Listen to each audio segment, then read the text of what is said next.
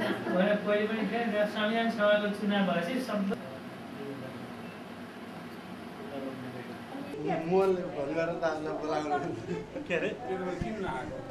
संविधान र राष्ट्रिय सहमतिको सरकार एउटै यो शब्दावलीहरू एउटै वाक्यमा अहिले चाहिँ मिलाइएको छ।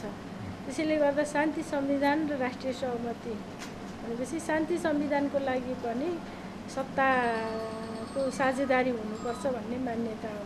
माओवादीहरूले फेरि 5 बुँदे सहमति गरिसकेपछि नयाँ यो एजेन्डा निकालेको हो भने माओवादीले आफ्नो किता क्लियर गर्नुपर्ने हुन्छ। ऊ शान्तिपूर्ण बाटोमा पूर्ण रूपमा आउने हो कि अथवा उसको हिंसाको जुन बाटो छ त्यसलाई अनेक ढङ्गले प्रयोग गर्दै आफ्नो माओवादी सर्वसत्तावाद लागू गर्ने यो कुरा चाहिँ उसले क्लियर गर्यो भने त्यसपछि हामीलाई पनि अगाडि बढ्न सजिलो हुन्छ। अधिकतम प्रयास भनेको यही सरकारलाई नै राष्ट्रिय सहमतिको सरकार बनाउने कुरा हुन्छ।